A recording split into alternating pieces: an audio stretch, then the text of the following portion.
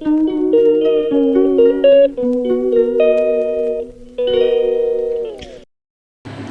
Diary পেজে আপনাদের সবাইকে স্বাগত। আজকে দেখাবো পটল চিংড়ি। এই দেখুন, আমি চিংড়ি মাছ পটল ভেজে নিয়েছি।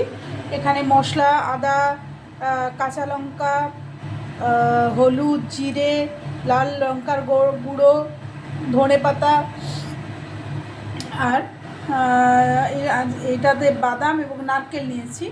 আর এখানে নারকেল বেটে নারকেলের দুধটাকে আলাদা করে নিয়েছি, একটু পোস্ত দিয়েছি তার সাথে। তো বাদামটা একটুখানি নারকেল দিয়ে আমি বেটে নেবো, তারপর রান্নাটা স্টার্ট করব।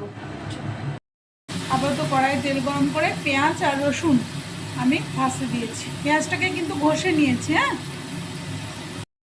দেখে বুঝতে পারছেন তেল একেবারেই দিইনি, দেখছেন তো, একদম অল্প অল্প তেল।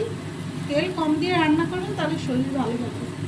তাতে চিংড়ি খেলেও কিন্তু পেটের কোনো ক্ষতি হবে না। অল্প তেল দিয়ে মশলা কষিয়ে নিয়েছি। এবার টক দই ফেটানো আছে,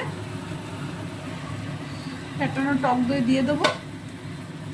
এখন নেড়ে চেড়ে পটল আর চিংড়ি মাছগুলোকে দিয়ে দেবো।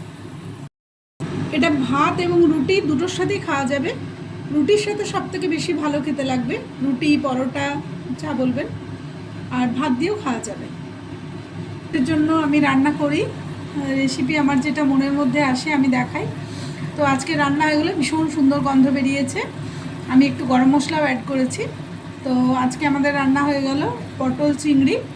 তো আপনাদের যদি আমার রেসিপি ভালো লেগে থাকে বা যদি একবার বাড়িতে করে খেয়ে দেখবেন, তাহলে প্লিজ লাইক কমেন্ট করবেন। আর আমার চ্যানেলটিকে অবশ্যই সাবস্ক্রাইব করবেন, সাবস্ক্রাইব করতে ভুলবেন না। আজকের মতো এখানেই টাটা, সবাই ভালো থাকবেন।